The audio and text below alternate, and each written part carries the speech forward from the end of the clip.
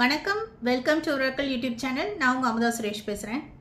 விழுப்புரம் மாவட்டம் கள்ளக்குறிச்சி அதன் அருகே உள்ள கருணாபுரம் அப்படிங்கிற ஒரு கிராமத்தில் நடந்த ஒரு அசம்பாவிதம், ஒரு சம்பவம். ரொம்ப ஒரு மன்னிக்க முடியாத ஒரு குற்ற செயலுன்னு கூட சொல்லலாம். இன்று ஒரு 35-36 பிணங்கள் இப்போ வரைக்கும் கணக்கில் சொல்லிக்கிட்டு இருக்காங்க. என்ன காரணம் அப்படின்னு பார்த்தோம்னா, அந்த கிராமத்தில் நடந்த ஒரு நிகழ்வு, ஒரு துக்க நிகழ்வு. அங்கே ஒரு இறப்பு நடந்திருக்கு. அந்த இறப்புக்கு போயிட்டு வந்த சிலருக்கு இலவசமாக இந்த கள்ளச்சாராயம் விநியோகப்படுத்திருக்கு. பொதுவாக இந்த துக்க வீடுகளில் இந்த இந்த ஒரு விஷயம் நடக்கும்.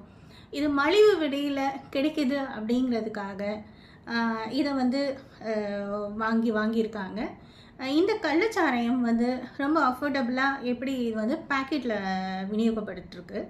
இது அந்த ஊர்லேயே, அந்த கிராமத்துலேயே கிட்டத்தட்ட ஒரு 30-35 வருடங்களாக இந்த கள்ளச்சாராயம் வியாபாரம் நடந்துக்கிட்டு தான் இருக்குது.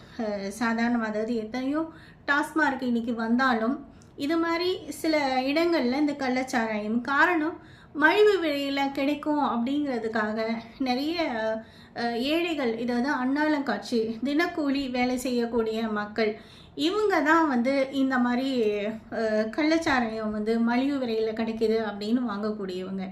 அவங்களுக்கு இது தெரியல, இது நம்ம உயிரை பறிக்க போகுது அப்படின்னு.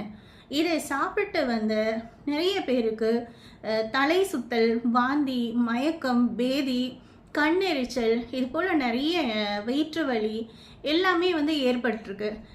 இவங்கள ஹாஸ்பிட்டலுக்கு கொண்டு போகிறாங்க. கொண்டு போனதும் அங்கே உள்ள டாக்டர்ஸ், அதாவது ஆரம்பத்தில் ஒருத்தர் 2 பேர் கூட்டிகிட்டு போயிருக்காங்க.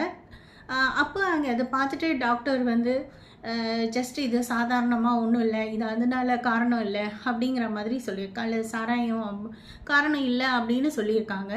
ஸோ இந்த செய்தி வெளியில் வந்தவரும் மக்கள் என்ன நினச்சாங்க, சரி அதுவாக இருக்காது, இந்த சாராயத்தினால இந்த நிகழ்வு நடக்கலை அப்படின்னு அவங்க நினச்சிட்டு எல்லாருமே இதுக்கப்புறம் அந்த சாராயத்தை சாப்பிட ஆரம்பிச்சிருக்காங்க.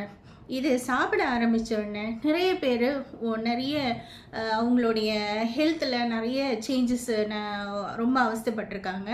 அப்படி போராடிட்டு இருந்த அவங்கள வீட்டில் உள்ளவங்க எல்லாம் கூட்டிகிட்டு இவங்களை அங்கே உள்ள அரசு மருத்துவமனையில் சேர்த்துருக்காங்க. சேர்த்து இதில் என்ன கொடுமை அப்படின்னு பார்த்தோம்னா, இந்த கள்ளச்சாராயம் சாப்பிட்ட யாருக்கும் உடனடியாக மருத்துவமே செய்ய முடியல. நார்மலாகவே இந்த மாதிரி ஆல்கஹால் சாப்பிட்டவங்களுக்கு எந்த ஒரு மருந்து வைத்தியமும் செய்ய முடியாது அப்படின்னு சொல்லுவாங்க. ஸோ அது மாதிரி இந்த விஷச்சாராயம் சாப்பிட்டு இவங்களால எந்த ஒரு மெடிக்கல் ட்ரீட்மெண்ட்டும் பண்ண முடியல.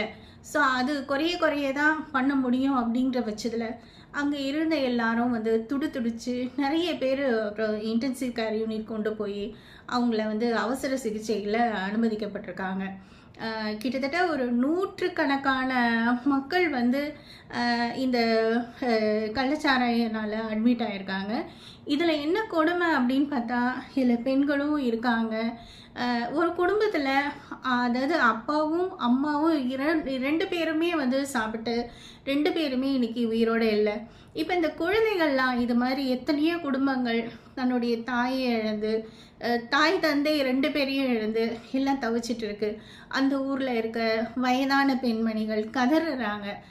அவங்க வீட்டில் உள்ள 3 ஆண்களும் இதை சாப்பிட்டு இறந்து போயிருக்காங்க அப்படின்னு. பெண்கள் எல்லாம் தவிச்சு போயிருக்காங்க. அதாவது குடும்பத்தை சம்பாதிக்கக்கூடிய ஒரே ஆண்மகன் காலையில் போயிட்டு நைட்டு வருவார். நைட்டு உடம்பு அசதிக்காக இவர் அதை சாப்பிட்டுட்டு பேசாமல் போய் படுத்துருவார். எந்த பிரச்சனையும் இல்லை.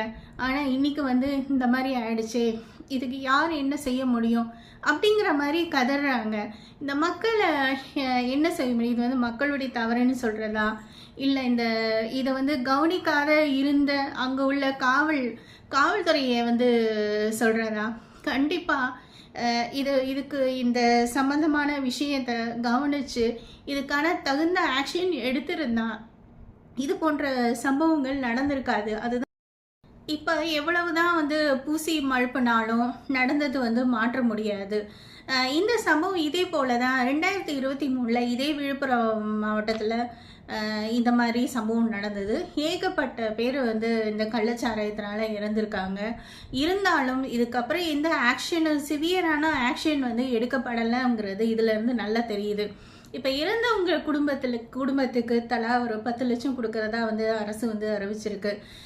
ஆரம்பத்தில் இந்த நடந்த இந்த சம்பவத்துக்கு ஆட்சியர் என்ன சொல்கிறாருன்னா, இது வந்து கள்ளச்சாராயம் காரணம் இல்லை அப்படின்னு அவர் சொல்லவும், அதன் பிறகு அடுத்தடுத்தா இத்தனை மரணங்கள் அங்கே நிகழவும் அவர் வந்து இதுக்கு மேலே என்ன செய்ய முடியும்? அவரை வந்து ஒரு இடம் மாற்றம் செய்திருக்காங்க. அங்கே உள்ள எஸ்பிக்கு மேலே ஆக்ஷன் எடுத்து சஸ்பெண்ட் பண்ணியிருக்காங்க. இன்னும் நிறைய அதிகாரிகள் ஒரு 7-8 பேர் அவங்க மேலே நடவடிக்கை எடுக்கிறதா சொல்லப்படுது. ஆனால் அங்கே உள்ள 36-35 குடும்பங்கள் அப்படின்னு சொல்கிறாங்க. இன்னும் இதோட எண்ணிக்கை வந்து அதிகாரத்திற்கு தான் போகும் அப்படின்னு சொல்கிறாங்க. இந்த 36 பேருங்கிறது 36 குடும்பங்கள் அப்படின்னு தான் பார்க்கணும். ஒவ்வொரு குடும்பத்தில் உள்ள ஆண்மகனும் இதில் வந்து இருக்கிறான்னு தான் சொல்லணும். அதாவது தன்னுடைய குறைந்த வருமானத்துக்கு வேலை செய்யக்கூடிய மக்கள் குடும்ப கஷ்டத்துக்காக ஏதோ ஒரு சொற்ப வருமானத்தில் அவங்க மலிவு விலையில் கிடைக்கிது அப்படின்னு சொல்லி இந்த இந்த கள்ளு சாராயத்தை வந்து அருந்திருக்காங்க. ஆனால் இதில் வந்து மெத்தனால் அப்படின்னு சொல்லக்கூடிய ஒரு விஷயம் வந்து கலந்துருக்கு. அதுதான் உண்மை. அதுதான் வந்து இவ்வளவு மரணம் நடந்ததுக்கு காரணம் அப்படின்னு சொல்லப்படுது. இன்னும் எத்தனை பேருக்கு வந்து இதோட சிவியர்னஸ் தெரிய போகிறது தெரியல. ஆனால் அந்த ஊரே வந்து இன்னைக்கு வந்து ஒரு ஒரு ஒரு பிணங்களோட தான் காணப்படுது. எங்கே பார்த்தாலும் அழுக்குரல், ஓலங்கள். அது மட்டும் இல்லாமல் இந்த ஐஸ் பெட்டி கிடைக்கிறதுக்கு கூட ரொம்ப ஒரு தட்டுப்பாடாக இருக்குது அப்படின்னு தான் சொல்லப்படுது. அத்தனை பிணங்கள் அங்கே இருக்கும்போது ஐஸ் பெட்டி கூட கிடைக்கல அப்படின்னு சொல்கிறாங்க. இப்போ இந்த குழந்தைகளுக்கான எதிர்காலம் என்ன ஆகும் அப்படிங்கிறது கேள்விக்குறியாக இருக்குது. மக்களுடைய எதிர்காலம் என்ன ஆகும்? இது வந்து ஒரு ஊரில் நடக்கிற விஷயமா இதை நம்ம கருத முடியாது. இது போல் நாளைக்கு எங்கே வேணால் நடக்கலாம். இது மாதிரி எங்கெங்கெல்லாம் நடக்குது. ஒரு தடவை ஒரு சந்தர்ப்பம் இந்த மாதிரி ஒரு அசம்பாவிதம் நடந்த அப்போவே வந்து இதுக்கான சரியான ஒரு ஸ்டெப்ஸ் எடுத்து சரி பண்ணியிருந்தா இது போல மீண்டும் மீண்டும் நடந்திருக்க வாய்ப்பே இல்லை. தவறுங்கிறது ஒரு தடவை மட்டும்தான் நடக்கும். அடுத்த தடவை அதை வந்து சரி செய்ய பார்க்கணும். உயிர்களோட விளையாட வேண்டி இருக்கு. இத்தனை பேருடைய உயிராச்சு, அது எப்படி அவ்வளவு சாதாரணமாக கடந்து போக முடியும்? எத்தனை குடும்பங்களுக்கு பதில் சொல்ல வேண்டி இருக்கும்? இப்போ எல்லாருடைய எதிர்காலம் வந்து ரொம்பவே ஒரு சொல்ல முடியாத, ஆற்ற முடியாத ஒரு குழப்பத்தில் இருக்குது. இந்த குழந்தைங்களுக்கு என்ன சொல்கிறது அப்படின்னு தெரியல. வெளி உலகமே பார்க்காத அவங்களுடைய குடும்பத்தார்கள் இப்போ அடுத்து என்ன செய்கிறது அப்படிங்கிறது அவங்களுக்கு இது வந்து திடீர்னு நடந்த ஒரு அசம்பாவிதம். இது வந்து யாரை என்ன சொல்கிறது அப்படின்னு தெரியல. என்னதான் அரசு வந்து டாஸ்மார்க் நடத்தி இருந்தாலும் இது மாதிரி சம்பவங்கள் நடக்கும்போது சரியான ஸ்ட்ரிக்டான நிறைய நடவடிக்கை எடுத்தாதான் இந்த மாதிரி விஷயங்கள் வந்து நடக்காமல் இருக்கும். இது வந்து தொடர்கதையாக தான் நடக்குது. இன்னும் எத்தனை காலத்துக்கு தான் இதெல்லாம் வந்து அடுத்தவங்க மேலே பழியை போட்டு இது வந்து தப்பிப்பாங்க அப்படிங்கிறது தெரியலை. ஒரு தடவை நடந்தாலும் அந்த குற்றம் வந்து அதுக்கு பிறகு நடக்கக்கூடாது. இது சம்மந்தப்பட்டவங்க மேலே நல்ல ஒரு ஆக்ஷன் எடுத்து சரியான தண்டனை கொடுக்கணும். இருந்தாலும் இழந்தவர்களுக்காக தேற்றுறதுக்காக என்ன சொல்கிறது? அவர்களுக்காக நாம் கடவுளை பிரார்த்திப்போம். நன்றி, வணக்கம்.